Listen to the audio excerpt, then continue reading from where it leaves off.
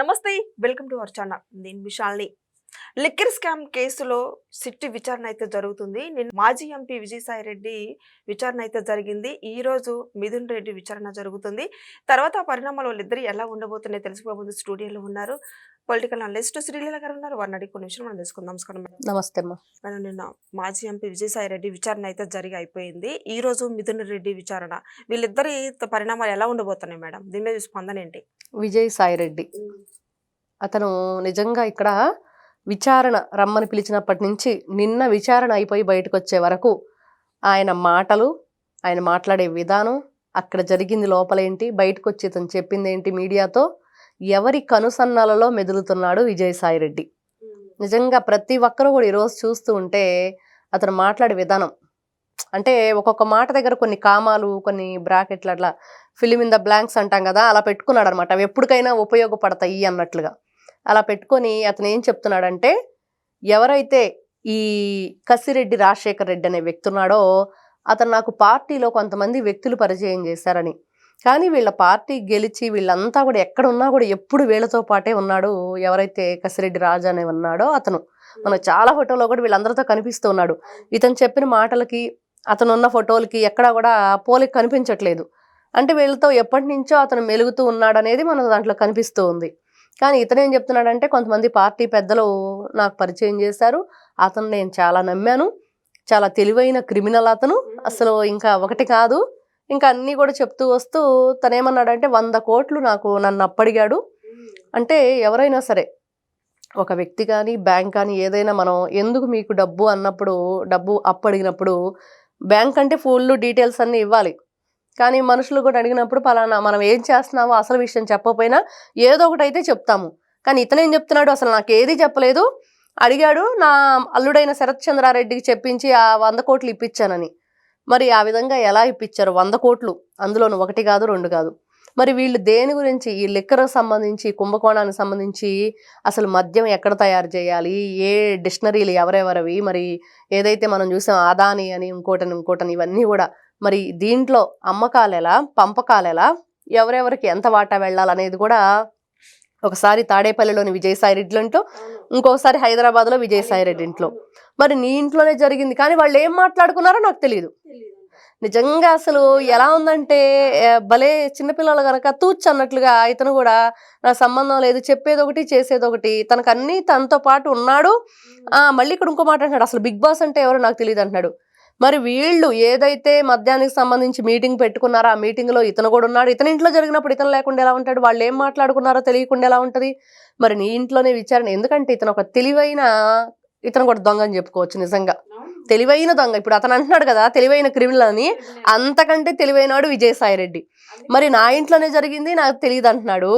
మరి big boss అంటే ఎవరో తెలియదు అంటున్నాడు. అంటే ఎట్లయినా సరే ఇప్పుడు మనం వివేకానంద రెడ్డి హత్య కేసులో చూసుకున్నాం, ఎవరి ఫోను లైన్ కూడా ఎక్కడ కనిపిస్తుందంటే టవరు అవినాష్ రెడ్డి ఇంటి దగ్గర కనిపించింది ఆ రోజు మొత్తం పోలీసులు సెర్చ్ చేసిన దాంట్లో.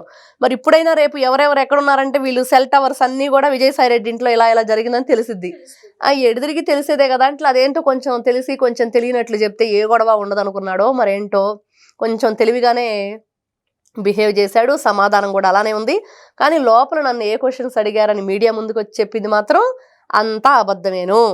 అతను మాత్రం నాటకం ఆడాడు. లోపల జరిగిన విషయాలు బయటకు చెప్తే, ఇప్పుడు ఇతను 17వ తారీఖు వచ్చాడు, వస్తానని చెప్పిన వ్యక్తి 18వ తారీఖు రావడానికి కారణం ఒక ముఖ్యమైన ఫోన్ కాల్ అని మనం ఇన్ని రోజుల నుంచి మాట్లాడుకుంటున్నాం. ఆ ముఖ్యమైన ఫోన్ కాల్ ఏంటి? బాత్రూమ్ గొడ్డల సీన్ రెడీ. మరి ఆ గొడ్డల సీన్ రెడీ అన్నప్పుడు ఇతను భయపడుతూనే ఉన్నాడు తప్పించి ఎక్కడా కూడా తెగించి నేను బయటకు వస్తాను లేకపోతే చెప్పేశాను అన్న ధోరణి మనకు ఎక్కడా కనిపించట్లేదు. అతను ఏం చెప్పాడు గతంలో కూడా, నన్ను సెకండ్ అంటే అసలు అతను అన్నిట్లో కూడా A2గా ఉన్నాడు, జగన్మోహన్ రెడ్డి జైలు మెట్టు. మరి అట్లాంటి వ్యక్తి ఈ రోజున నన్ను 2000 స్థానంలోకి నెట్టేశారు వీళ్ళంతా కూడా. ఈ జగన్ చుట్టూతో ఉన్న కోటరీ అంతా కూడా నన్ను చాలా ఇబ్బందులు గురి చేశారు, టార్చర్ పెట్టారు. ఇంకెలాగంటే నేను పేరు ప్రతిష్టలు కోల్పోయి మనం ఇంతకంటే నీచం ఇంకా లేదు, ఇంకా ఇక్కడ ఉండటం అనవసరం అన్న పరిస్థితిలో నేను బయటకు వచ్చాను అన్నట్లు అతని మాటలు మనకు అర్థం అవుతున్నాయి. మరి అట్లాంటి పరిస్థితిలో మరి నేను బయటకు వచ్చాను, మరి వ్యవసాయం చేసుకుంటాననే బదులు ఈ రోజున వీళ్ళు విచారణ పిలిచేదాకా ఎందుకు ఉండటం? అప్పుడే చెప్పేయచ్చు కదా. జనాలు పిచ్చోళ్ళు ఈరోజు అదే అడుగుతున్నారు ప్రజలు. తర్వాత షర్మిలను కూడా ప్రత్యేకంగా కలిసి జరిగిన విషయాలు కొన్ని చెప్పారు. అవును. మరి ఆవిడని కలిశారు. మరి నువ్వు అసలు వాళ్ళ టార్చర్ తట్టుకోలేకపోతున్నాను. అసలు నాకు ఎటువంటి సంబంధం లేదు దేనిలో గూడా. అంతా కర్మ, కర్త, క్రియ, రాజు కసిరెడ్డి అని చెప్తున్నావు. బావుంది. మరి మిథున్ రెడ్డి ఈ రోజున తను గూడా నాతో పాటు లాయర్లు ఉండాలి, లేకపోతే నన్ను విచారణ చేసేదంతా ఆడియో, వీడియో రికార్డ్ ఉండాలని అతను కోరుతున్నాడు. ఎందుకు మీకు భయం? ఈ రోజున విజయసాయిరెడ్డి మాటలు వింటంటే, నువ్వు ఆ రోజు వ్యవసాయం చేసుకుంటాను, నేను రాజకీయాల్లోకి రాను మరి అన్నప్పుడు ఫస్ట్ మీటింగ్ అప్పుడు ఇదే చెప్పాడు. అప్పుడే నువ్వు వెంటనే వచ్చేసి ఈ సిట్ విచారణలు ఇవన్నీ జరగకుండానే ఇదంతా జరిగింది. అసలు మీకు ఎటువంటి కష్టం వద్దు, ఏ విచారణలు అవసరం లేదు, నేనే వచ్చి చెప్పేస్తానని చెప్పేయచ్చు కదా అని ఈరోజు ప్రజలు అదే అడుగుతున్నారు. మరి ఏంటి దీంట్లో ఆంతర్యం? ఎందుకు వాళ్ళు పిలిచే వరకు ఇతను వెయిట్ చేశాడు అంటే ఈ కేసులన్నింటినీ కూడా పొడిగిస్తున్నారు. ఇంకా ఇంకా ఇంకా ఇంకా ఏదో ఒక విధంగా అడ్డుకట్టలు వేసేసి వీళ్ళందరికీ కూడా ఒక ఐపీఎస్, ఇప్పుడు సస్పెన్షన్లో ఉన్న ఒక ఐపీఎస్ అతని కనుసన్నల్లో వీళ్ళంతా మెదులుతున్నారు. అతను ఎలా సమాధానం చెప్పాలి, మీకు ఏ నోటీస్ వచ్చినా కూడా దానికి ఎలా మీరు రెస్పాండ్ అవ్వాలి, ఏ విధంగా ఇప్పుడు వెంటనే కోర్టు పిలుస్తుందని భయపడి వెళ్ళనక్కర్లేదని అతను చెప్తున్నాడు. అక్కడ అతనికి చాలా నిధులు వస్తున్నాయి. ఇదంతా కూడా అతనే ఆంధ్రప్రదేశ్లో కొంతమంది పోలీసులతో కలిసి ఈ సస్పెన్షన్లో ఉన్న ఎవరైతే ఈ ఐపీఎస్ ఉన్నాడో ఇతనే కర్మ, కర్త, క్రియగా ఉండి ఈ దొంగలు నిజంగా మొన్న పేరు నాని విషయం ఒకటి వస్తుంది ఇక్కడ. అతను మన ఈ మధ్య చంద్రబాబు నాయుడు గారి గురించి ఒకటి మాట్లాడాడు. ఎక్కడికి వెళ్ళినా మైకు ముందలగానే ఉంటుందని. ఉండిద్ది బాబు. ఆయన 2020 విజనరీ లీడరు, 2047 విజనరీకి ఈ రోజున పునాది వేస్తున్న వ్యక్తి. మరి అన్ని ఏర్పాట్లు చేసుకుంటారు, ఒక కార్యక్రమం కండక్ట్ చేస్తున్నారంటే మరి అట్లాంటి వ్యక్తి 2020, 2047 గురించి ఆయన ఎంతో ఉన్నత స్థాయిగా ఆలోచించే వ్యక్తి ఇట్లాంటి 420 వాళ్ళకి ఏం తెలుస్తుంది ఆయన ఆలోచన విధానం? అలానే వీళ్ళంతా కూడా ఈ రోజున పోలీసులు సహాయ సహకారాలు, సస్పెన్షన్లో ఉన్నవాళ్ళు కొంతమంది వేగులు వైఎస్ఆర్సీపీకి సంబంధించి పనిచేయటం కానీ.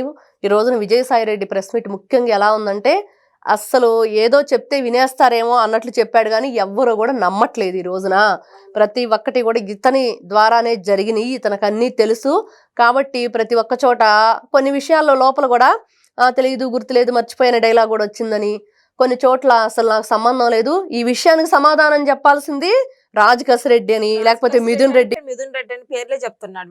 వాళ్లే సమాధానం చెప్పాలి, నేను సమాధానం చెప్పాల్సిన పని లేదు వీటికి అన్నట్లు భలే అతి తెలివిగా ప్రవర్తించాడని ఈ రోజున అందరూ అనుకుంటున్నారు. కాబట్టి నిజంగా అతి త్వరలోనే ఎవరు చేశారు, ఎందుకు చేశారు ఖచ్చితంగా బయటికి రాబడతారు. దీన్ని మాత్రం వదిలిపెట్టే ప్రసక్తే లేదని చెప్పి సిట్ ఎవరైతే ఉన్నారో అధికారులు దాని గురించి మాత్రం ఖచ్చితంగా గట్టి పట్టుదలతోనే ఉన్నారు. ఈ రోజున రాష్ట్రాన్ని కొల్లగొట్టారు వీళ్ళు కొన్ని లక్షల కోట్ల రూపాయలు.